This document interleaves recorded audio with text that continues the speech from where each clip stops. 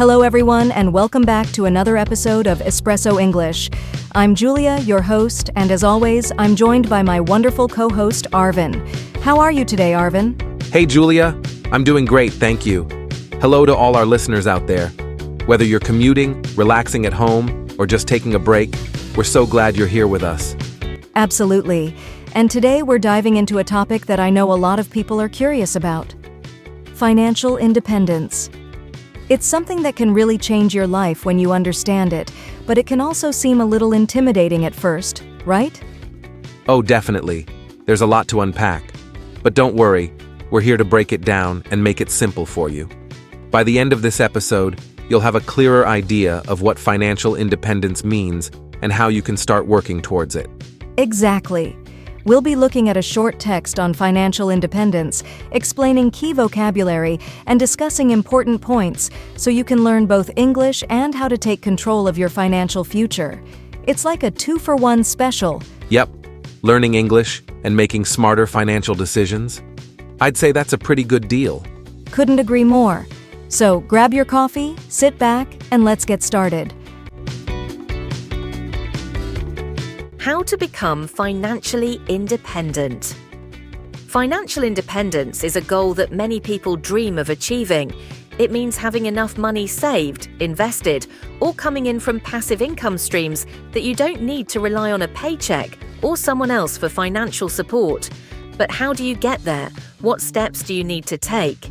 Let's explore how you can work towards becoming financially independent with practical steps, tips, and mindset changes that will guide you along the way. All right, let's dive into this text about financial independence. The first sentence says, "Financial independence is a goal that many people dream of achieving." Now, let's break this down in terms of vocabulary and grammar. Sure, the phrase financial independence might sound a bit formal, but it's actually quite simple. Financial relates to money, and independence means being free from relying on others. So, when you put it together, it's about having enough money so you don't need help from anyone else. Exactly. And notice the grammar here. Many people dream of achieving. This structure uses a verb pattern, dream of, plus gerund, in this case, achieving. The gerund is the ing form of a verb, which is often used after certain verbs like dream of. So, in this case, people are dreaming of achieving something. Yes, good point. Now, moving on to the next part. It means having enough money saved, invested, or coming in from passive income streams. This sentence introduces a few important financial concepts. Right? Let's start with saved and invested. These are both past participles. When you see verbs like this after having, like having money saved, it's showing that the action is completed. The money has already been saved or invested. So it's about what you've done in the past that's helping you in the present. And then we have passive income streams. This might be new for some learners. Passive income means money you earn without actively working all the time. For example, if you own a rental property or have money in investments that grow over time, that's passive income.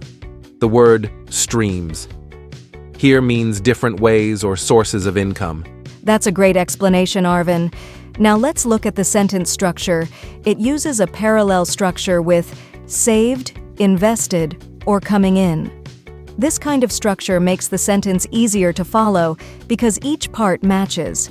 It's important to keep things balanced in your writing, especially when listing actions like this. Yes, parallelism in English really helps with clarity. Next, the text asks, how do you get there? What steps do you need to take? These are simple but important questions. The verbs do and need are key here. Definitely. The use of do is an auxiliary verb in the question, how do you get there? It's helping form the question but doesn't add any meaning on its own. It just supports the main verb, get. As for need to take, we use need with an infinitive verb form like to take to show obligation or necessity. That's right. It's the basic structure of how we ask about what's necessary or required. And the next part, gives us a bit of guidance. Let's explore how you can work towards becoming financially independent with practical steps, tips, and mindset changes.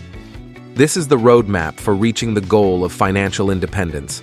Here, I'd like to highlight the phrase, work towards. This is a phrasal verb that means making an effort to achieve something. It's a useful structure to remember because we often use it when talking about goals, like work towards a promotion or work towards fluency. Good catch, Julia. And mindset changes is an interesting one too. Mindset refers to the way you think about something. So changing your mindset means changing how you approach financial independence mentally, not just practically. It's all about having a positive and determined attitude. Understand what financial independence means. Before diving into the details, it's important to fully understand what financial independence is. Financial independence doesn't necessarily mean being rich or having millions in the bank. Instead, it means having enough money to cover your living expenses without needing to actively work. This can be achieved through savings, investments, or passive income streams. For some, this might mean early retirement. For others, it's simply the freedom to work because they want to, not because they have to. The definition of financial independence may vary from person to person, but the common theme is control over your financial future. All right, let's jump into our first key point, which is understanding what financial independence means. This part is essential because if you don't understand the concept, it's hard to work towards it. Exactly. So let's start with the vocabulary. First, we have the phrase financial independence. Yes, this is a combination of two important words: financial, which relates to money, and independence, meaning freedom or not relying on someone else. So when we say financial independence, we're talking about being free when it comes to money. Basically, you don't need to depend on a job or someone else to pay for your life. Great explanation. Now, let's break down some other useful vocabulary in the text. You'll notice the phrase living expenses. This just means the basic costs of living, like your rent, food, and bills. It's a good phrase to remember because you'll often hear it when talking about money. That's a great point. Another term that might be new is passive income streams. Now, passive income is money you earn without actively working for it every day. It could come from investments, rental properties, or even online businesses. The word passive means you're not doing much, but you're still getting money. So it's very different from a typical job where you actively work for your paycheck. Yeah, exactly. The opposite of passive income would be active income, which is the money you earn by working, like your salary from a job. Now, let's focus on the structure of the sentence. Financial independence doesn't necessarily mean being rich or having millions in the bank. The word necessarily is important here. It's like saying, it's not always true. You don't have to be super rich to be financially independent. You just need enough to cover your living expenses without constantly working. Yes, and notice how the sentence continues with, this can be achieved through savings, investments, or passive income streams. The phrase, can be achieved, is a passive voice structure. It's useful when we focus on what can be done rather than who does it. So here, we're focusing on the idea that financial independence is possible through different methods. And lastly, we have the phrase, the common theme, in the text. A theme is a main idea or concept that runs through something. So when we say, the common theme is control over your financial future, we mean that even though financial independence looks different for everyone, it's all about being in charge of your money. Great point, Julia. Now let's quickly review the grammar here. This paragraph uses a lot of present simple tense. Like in the sentence, financial independence means having enough money. We use the present simple to talk about things that are always true, or general facts. Yes, And remember, the phrase having enough money uses the gerund, which is the ing form of the verb. This is common when we describe actions or situations like having or covering your living expenses. So, to sum it up, financial independence is all about being in control of your money, and you don't need to be super rich to achieve it. Just having enough savings, investments, or passive income can give you that freedom. Exactly. And learning these key words like passive income, living expenses, and understanding the present tense will definitely help you explain financial independence in English. Shall we move on to the next section? Let's do it.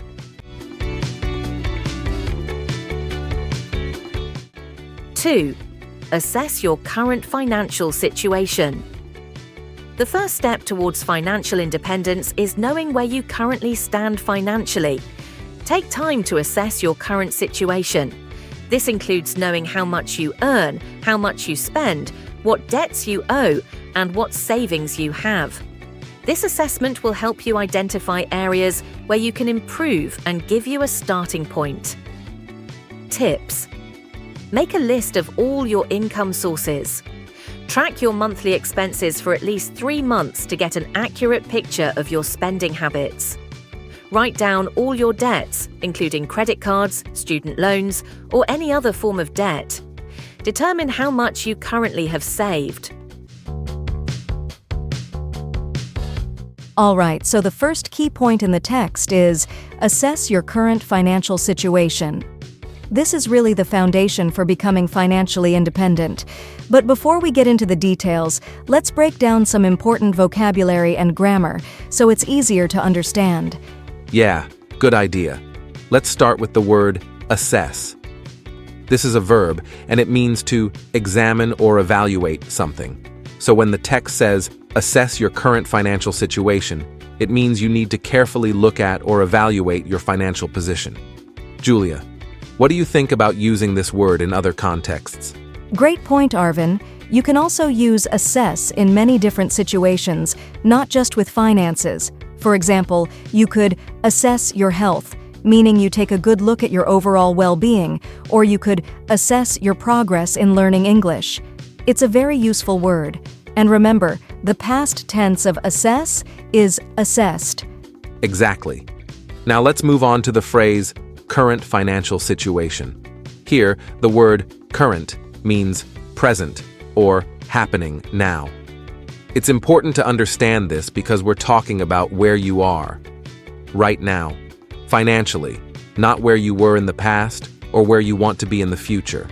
So, when you assess your current financial situation, you're focusing on today's numbers. Right. And the word situation is also key here. It means the condition or state of something. In this case, it's talking about your finances, how much money you have, how much you owe, how much you spend, etc. So when you put it together, current financial situation just means the condition of your finances at this moment. Perfect. Now let's talk about some of the grammar in this text. Notice the phrase, the first step towards financial independence is knowing where you currently stand financially. This sentence has a gerund, which is the word knowing. A gerund is a verb that acts like a noun, and we use it after the verb is. So instead of saying is to know, the text uses is knowing. This is a common structure in English, especially when we want to emphasize the process or action itself. Yes, gerunds can be tricky, but once you start noticing them, they make a lot of sense. You'll see this structure in many sentences. For example, the best part of learning English is practicing every day. The focus is on the act of practicing. That's a great example. Now, another part of the text says, this assessment will help you identify areas where you can improve. The word identify means to recognize or find something. Here, you're finding areas in your finances that need improvement. Yes, and areas here doesn't literally mean physical places.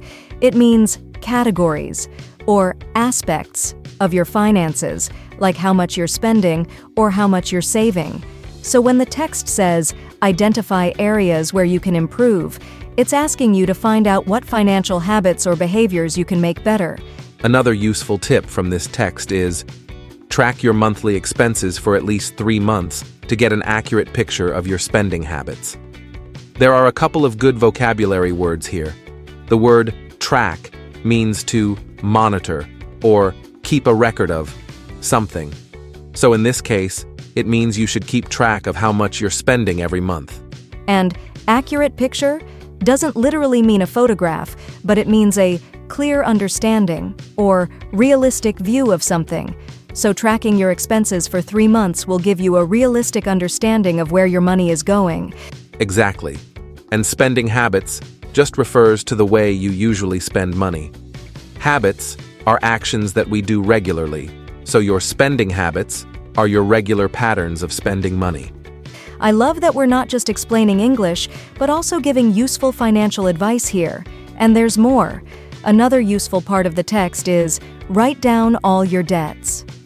Debt means money that you owe to someone, like a bank or a lender. If you've borrowed money, that's a debt. The plural form is debts, and the B is silent when you say it. Good catch on that silent B. And finally, the text says, determine how much you currently have saved. The verb determine means to figure out or calculate something. So, you're calculating or finding out how much money you've saved. All of this boils down to one thing. Understanding your finances is the first step to becoming financially independent. Knowing what you earn, what you spend, and what you owe gives you the power to make better decisions. And as you improve your English, you can also improve your financial situation. That's right. So, our advice is to start with small steps. Assess where you are, track your spending, and then work towards improving those areas where you feel you can make changes. And don't forget, while you're learning English with us, you can also learn to take control of your financial future. All right, that's it for today's discussion. Stay tuned for more tips in the next episode.